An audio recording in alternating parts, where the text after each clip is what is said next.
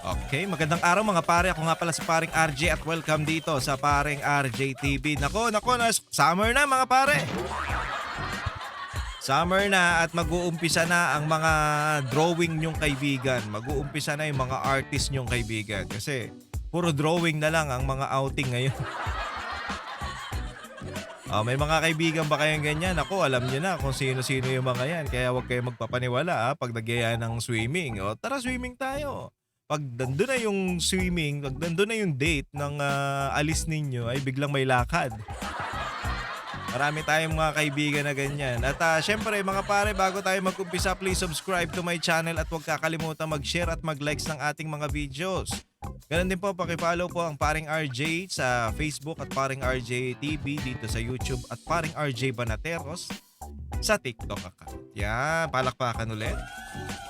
Ngayon meron tayong pag-uusapan mga pare, itong si Baste napamura sa dahig. Bakit kaya napamura? Napamura sa mga bilihin ba o napamura dahil may mga makukulit? Napamura dahil sa buwisit? O ano ba? Ano ba yung ano? Bakit ba napamura si Mayor Baste? Pero mamaya natin pag-uusapan yan. Unahin muna natin to mga medyo mga balitang nakakabwisit din. At eto na nga yan mga pare, eto. Umpisahan na natin kaagad para bakbakan na, di ba? Ayos ba yun? Ayos ba yun?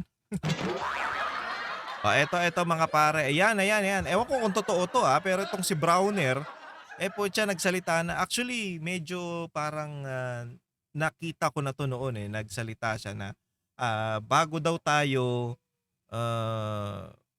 parang ilang araw pa bago pumunta. Hindi ko alam kung siya o si Tariela Anyway, pares naman silang sablay.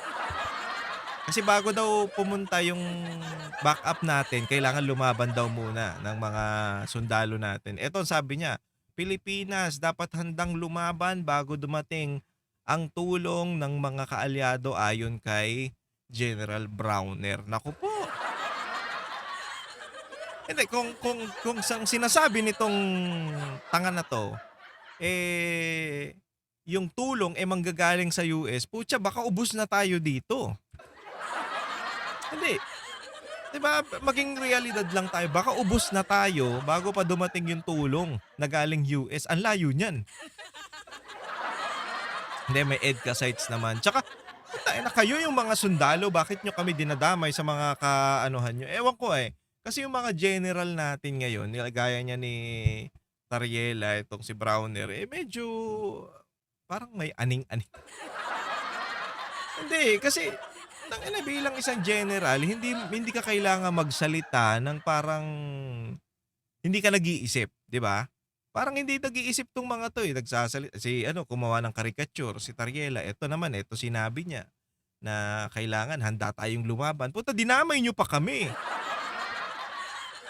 'Di ba kayo yung mga ulupong na galit sa China, tapos tinatawag yung mga pro-China, yung mga hindi kumakampi sa inyo na mali naman yung mga pinagagagawa ninyo lalo ka na sa Tarielang buwisit ka. Di ba? Tangina. Kaya nga sinasabi natin, buti sana kung si Tariela isa lang vlogger, ordinaryong Pilipino, 'di ba? Okay magsalita ka laban dun sa China. Pero putang ina kung ikaw isang opisyal, general ka pa naman, ewan ko paano naging general yan. Actually, 2-star na yan mga pare 2-star na yan si Tariela. Putang ina, pag ganon lang, 'di ba? Ang ina pag bobo ka 2-star ka. Ewan ko ba? So eto mga pare, huwag kayong magpapaniwala dito medyo medyo ewan ko. Paano ba natin 'to bubuweltahan itong si Browner? Masyadong kupal no? Kasi isipin mo, ba't nyo kami dadamay? Kayo yung mga sundalo, puta kayo lang yung mga mahihilig diyan makipag-away sa China, bandang huli damay pa kami sa giyera. Bandang huli kailangan pa namin lumaban bago dumating yung tulong, wow! Kayo na lang. Tangina hindi namin sasakripisyo yung buhay namin ng walang kalaban-laban. Wala tayong kalaban-laban diyan mga pare, akala nyo ba? Ang dami-daming sundalo ng China kahit na pitikan itlog kagaya nga ng sinabi ni ano, ni Pinoy. At yun yung ano niya, example niya. Kahit pitikan na itlog hindi tayo mananalo sa China. Pero malakas tayo. Saan? Sa mga aswang. Meron tayong aswang, mangkukulam, ano pa ba? Tikbalang, manananggal, tiktik, duwende. Marami tayong ganyan mga pare. Marami tayong mga mythical creature. Kaya malakas din tayo. Ay nako, ewan ko sa'yo browner. Tumahol ka na lang ng tumahol. Browner ka naman. O eto pa, i-congratulate natin mga pare si Jam Magno para sa ano siya, mataas siya. Congratulate natin si Jam Magno, pang number 2 siya dito sa Top 10 Influencer Supporting Illegal Online Casino Sites. Wow, palakpakan natin Jam Magno, ang lupit mo, pukin ng ina ka. Hayop ka. Tapos ito pa sinasabi pa nito mga pare, ba't ako susuporta, sa mas matalino pa ako. Yun yung ano niya kay BP Sara. Mas matalino pa daw siya kay BP Sara. Oo, matalino ka pero putang ina mo, kupal. Alam niyo ba ang daming lulong, ang daming, nasisira ang buhay diyan sa ano na 'yan, sa may tawag dito, sa casino na 'yan, online casino na 'yan, putang ina ninyo. Eto pa, illegal pa. Yung ano nga, marami nga ako nakikita diyan 'pag sa ano, sa billboard, yung kay Vice Ganda, 'pag hindi na maganda, stop na muna, pukin ng ina ninyo. Hayop, 'di ba? In-encourage mo na maglaro tapos 'pag, hindi na okay papa-stopin mo. Mga gago, mga gago. Tangina, una pa lang dapat hindi na kayo mag-promote ng sugal kasi putangina hindi naman okay 'yan, eh. Walang ano, walang 'wag kayong magpapaniwala dun sa mga napapanood nyo sa ano mga pare, sa Netflix, sa kung saan-saan, HBO, yung mga nagsusugal, bandang huli naku, walang nananalo sa sugal. Putangina, mas lamang ang, panalo ay talo kaysa sa panalo. Alam nyo kasi ganito yan, may scientific explanation kung bakit tayo, kahit talo na gusto pa rin nating magsugal. Kasi same lang daw ng, nararamdaman mga pare yung pagtalo ka sa sugal at panalo ka. So, dun ka naa-addict, sa sensation na nararamdaman mo na, "Okey lang, natalo ko baka makabawi naman ako." May mga gano'n tayong instance, may mga gano'ng lalo na yung mga nagsusugal, talo ngayon baka bukas, bawi ako bukas, gano'n 'yan, bawi ng bawi hanggang sa nalubog na, nabenta na yung TV nila, kakabawi, 'di ba? Napabayaan na yung pamilya. Hindi kasi gano'n naman 'yan, putangina, imbes na magtrabaho ka, sagsugal-sugal ka, imbes na yung ano mo, yung pera na kinita mo, ibibili mo ng pagkain, ng pangangailangan ng pamilya mo, hindi na, isasusugal mo na lang kasi umaasa ka na 'pag nanalo ka do'n, mas malaki ang maibibigay mo sa pamilya mo, which is mali. Tapos nawawala. Imbes na maibibigay ka, nawawala kasi talo ka. Oo, kaya kayong mga nagsusugal, tigil niyo na 'yan, mga animal kayo. Tama na 'yan, yung mga mahilig sa talpak, tama na 'yan. Oh, ito si Jam Magno, congrats Jam Magno for passing top 10 influencers supporting illegal online casino sites. All your hard work finally paid off. Nice, palakpakan.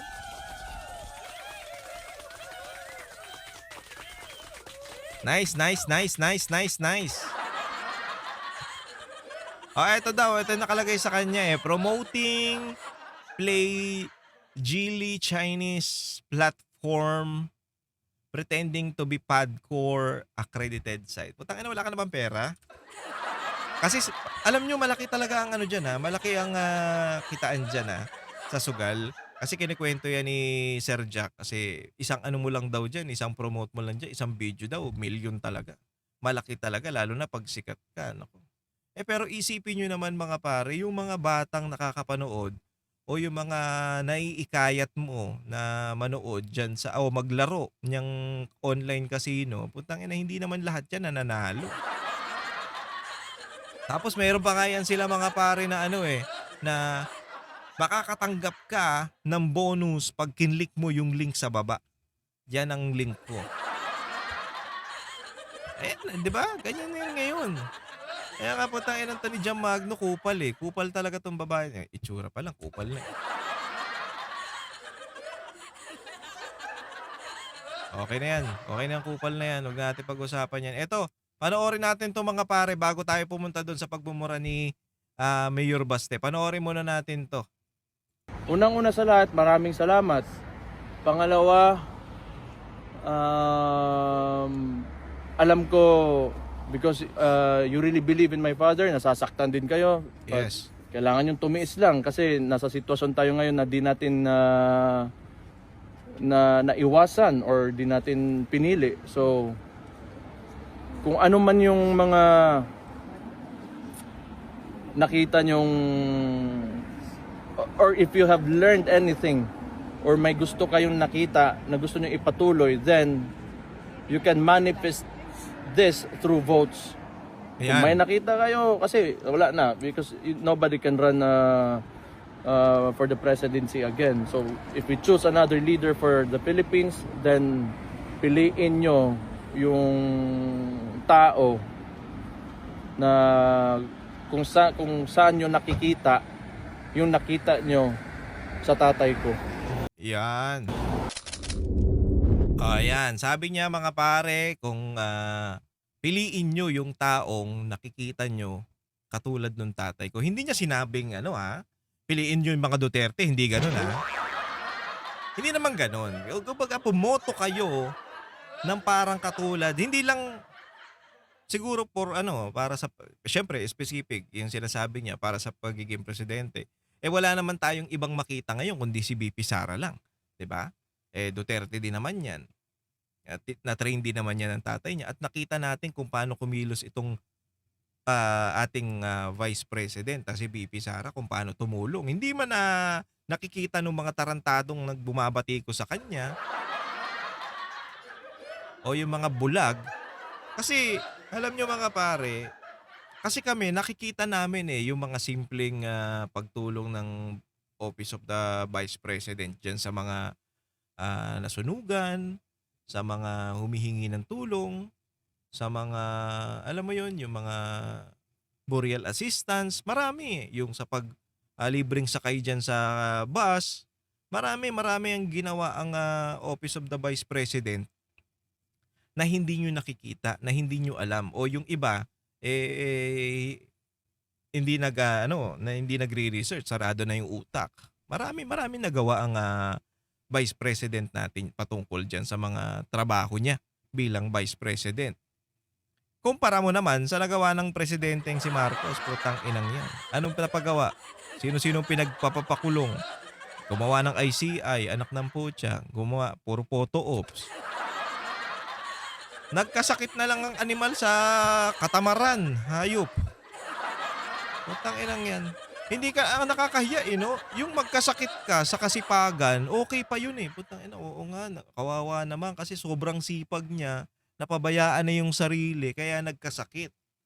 Kaya okay pa yun, Pero putang ina yung katamaran, yung katangahan, kabobohan, kaka-coke, putang ina kalokohan yun.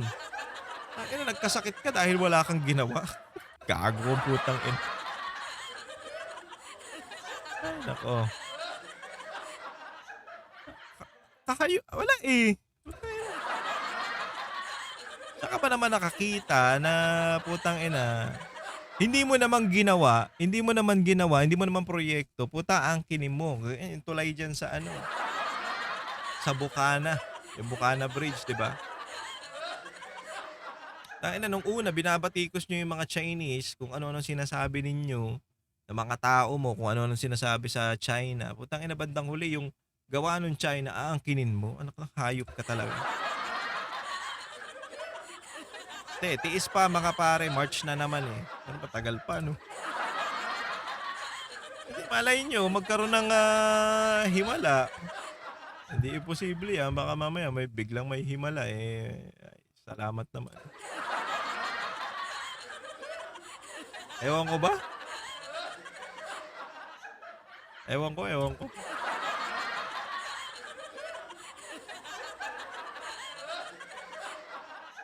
Anyway, ito yung video nating isa, yung ano, yung bakit nagmura si Mayor Baste. Sige, play natin to. And for a higher office. Why would I? Hindi. Ulitin natin po siya. And for a higher office. Why would I? Hindi. Because there was a survey. Kasi kayo naman, tanong kayo ng tanong. Ilang beses niya namang sinabi yan. Alam nyo mga pare, ganito yan ha. Alam nyo, kayo mga nandyan sa dahig ha. Alam nyo, papaliwanan ko lang sa inyo. Whether you like it or not, ayaw talagang tumakbo ni Mayor Baste sa pagkapangulo. Alam na namin yan. Sinabi niya na ilang beses niyang inuulit sa amin yan nung nasa nasa Davao kami. Kaharap kami nun. Hindi, ayoko talagang tumakbo. Okay na ako dito sa Davao. Ayoko tumakbo. Pero hindi na. Pero alam nyo kasi, ganito yan. Hindi maiiwasan kung talagang tadhana na maging presidente siya. Hindi maiiwasan. Pero sa ngayon, wag nyo nang tanong ng tanungin. Kaya napapamura yung mama eh. Sinabi niya na yan sa ilang interview niya, ayoko, hindi ako tatakbo. Sino ba tatakbo sa higher position ngayon? Si VP Sara, di ba? Oh, ang haba-haba ng panahon, binamadali nyo. Hayaan nyo siya. Oh, ang ganda nga ng paliwanag niya dito mga pare. Oh, Tired and sick of it all. fucking tired of sick of it all. Okay na yung Davao kung may mahalal tayo na maayos na presidente Yan, oo. na talagang like that will take care of the money of the people. Tapos it's well allocated and the national government is somehow decentralized enough that like the provinces will benefit from it, then why not? And, I can always work under an administration if ever nandyan pa ako ng panahon na yan, as long as the head of state is of sound mind, not this guy here in Malacanang right now. Oh, totoo ka naman eh. Hindi, kaya nga wag nyo nang, kayo naman kasi. Mga alanganin yung tanong nyo. Hindi talaga. Yan sinabi niya, hindi talaga, ayoko talaga. Kung tutuusin nga, sabi niya, ayoko tumakbo ng ayokong umupo na bilang mayor dito sa Davao eh. Sinabi niya yan kasi, sabi niya sa amin, dati kasi, nakaupo na ako o naging vice mayor ako ni kapatid ko, si Sara Duterte. Si Inday. Naging naging vice mayor na ako. Gusto ko ngayon, kaya ako tumakbo ulit vice mayor under PRRD naman. Gusto ko, siya naman ang mayor ko para mautos-utusan niya ako, ganun. Masaya na siya doon sa pagiging vice mayor. Sabi niya nga ewan ko nga gusto ko lang, vice mayor lang ako. Tapos, gig lang ako, tugtog lang ako ng tugtog. Kasi nagigitara yan eh. Hindi, actually, all around yan, si Mayor Baste. So, yun lang ang gusto niya talaga. Kaya, wala pa sa isip niya. Tsaka, hindi naman to, bata pa to eh. Wala sa isip niya yung tumakbo ng pagka-presidente. Kaya nga, wag nyo na munang tanungin. Hayaan nyo lang siya. At kinukulit nyo ng kinukulit eh. Para kay mga baliw eh. Sinabi niya na yan eh. Hindi ako tatakbo ng higher position. Ayoko noon pa sa mga interview niyang, sa mga podcast niya, di ba? Sinasabi niya na hindi. Hayaan ko na yan sa kanila. Ang gusto lang mangyari ni Mayor Baste, ang gusto niya, kahit naman nandito ako sa Davao, basta magaling ang presidente, okay na yun. Basta kailangan yung presidente may matino. Hindi yung kagaya niya na, 'di ba? Sabi niya hindi yung kagaya niya na nakaupo sa Malacanang na parang tanga. Hindi, totoo naman eh. Kahit naman gaano kagaling ang isang mayor, kung ang presidente natin aanga-anga, katulad niya nakaupo, bano, walang mangyayari sa Pilipinas. 'Di ba? O sige, sabihin na natin yung Davao, okay. Pero hindi natin maramdaman sa buong lugar kung may presidente ba tayong matino. Kasi unang-una sa krimen pa lang, kung presidente mo, magaling, puta dapat ano na 'yan, bawas na 'yan. Putang ina, makikita nga natin sa mga kalsada kaliwa't kanan ng patayan. Biruin mo, nagiinuman lang ta's may dadaan babarilin, oh. Yung mga inuman sa labas, yung mga nagiinom sa labas sa may kalsada, putya wala na 'yan dati, Mag-inom kayo sa loob ng bahay ninyo. Wala na 'yan dati, ngayon putya nandiyan na naman, nakabarikada ang mga animal, putang ina akala mo kanila yung kalsada, mga hayop. 'Pag dumaan ka magagalit pa, Gago kayo? Hindi 'di ba, ganyan na yun dati wala na 'yan kay Pangulong Duterte, tangina kung gusto niyo mag-inom do'n kayo sa loob ng bahay niyo, huwag kayong maging istorbo sa kalsada, mga hayop kayo. Hindi, puta nagtatayo pa ng tent. Okey lang kung ano, mga pare, sige okey lang kung merong okasyon talaga. Halimbawa, may debut, may mga kasal, may birthday, okey lang 'yun. Okey lang naman 'yun, naiintindihan 'yun ng mga kapitbahay natin. Pero putangina, wala namang okasyon, ta's nasa kalsada kayo, pasigaw-sigaw pa kayo, nakakakalat kayo diyan. Anak ng putya, gago kayo. Nakikistorbo. Ta's yung 'di ba yung videoke hanggang 10:00 lang dapat, anak ng putya yung videoke sa mga kalsada ngayon hanggang 12:00 na, hindi nahihiya dun sa mga kapitbahay nila. Tapos magsisisigaw pa yan, "Sinong reklamo? Akong bahala." Gumagano'n pa, Anak, bayad niyo yung ano, bayad niyo yung lugar.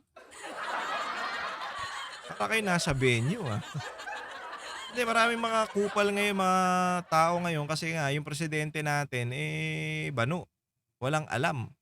Hindi alam yung nangyayari sa ground. Kay Pangulong Duterte noon, 'di ba, siya mismong umiikot sa Davao at alam niya yung mga nangyayari diyan. Kaya hands-on siya. O pag ano, alam ko na 'yan. O pag gantong oras, hindi na kayo pwedeng lumabas. May curfew. Pag nagiinom kayo sa loob kayo ng bahay. Oh, papadampot ko kayo 'pag nasa labas kayo. 'Di ba ang tinunang bansa natin ng 6 na taon nung nakaupo si Pangulong Duterte. Pag-upo nung adik, anak ng putya, sabog na naman ang mga tao. Hayop na 'yan. Mura daw ang ano ngayon, Mga pare, sinasabi nilang mura daw ang, anong tawag dito? Mura daw ang droga ngayon. At eto, meron tayong nalaman na matindi na matindi. Ano daw, mga pulis daw, di umano ang nagbebenta na ng shabu ngayon, hayop. Ang inang yan. Imbes sila ang magpatupad ng batas, sila pa ang gumagawa ng paglabag sa batas. Hindi, totoo naman yan. May mga ganyang pulis, yung mga double agent, mga pulis patola na putay na dumidiskarte. Iba pa nga dyan, adik, di ba? Kaya pinagtatanggal ni PRRD yan nun. Umayos ang kapulisan noon. Umayos, walang kotongan, putya, takot mangutong, takot gumawa ng katarantaduhan. Ngayon, wala na. Putyang ina, wala. Bakit? Bakit tayo mag-ano? Okay naman, tropa naman natin presidente. Bakag naman yan, So, gawa lang tayo ng gawa ng mga katarantaduhan. Anyway mga pare, dito na nagtatapos ang ating programa. Maraming salamat po sa pagsama sa akin. Kung nagustuhan nyo, please subscribe to my channel at huwag kakalimutan mag-share at mag-likes ng ating mga videos. Ganon din po, paki-follow po ang aking paring RJ sa Facebook, paring RJ TV, sa YouTube at paring RJ Banateros dito sa TikTok. At syempre, huwag nyong kakalimutan na yung mga gusto lang naman mag-subscribe sa aking Facebook at sa YouTube naman, pwede kayo mag-join. Kung gusto nyo lang naman. Diyan tayo, makakatulong po yan dito sa ating channel. Kung gusto nyo lang, pero walang sapilitan po dito sa atin. Okay? Mahalaga na yung likes at mag-share kayo ng ating mga videos para mas maraming nakakapanood ng totoong balita, totoong nangyayari sa ating bansa. Huwag kayong magpaniwala doon sa mga fake news na tanga. Pag sinabing Banateros, totoo yan. Yan ang may pagmamalaki natin. Kaya, yung mga hindi pa nakasubscribe dyan, ano pang hinihintay ninyo? Anyway, maraming salamat ulit mga pare. Ingat po kayong lahat and God bless you all. See you again next time.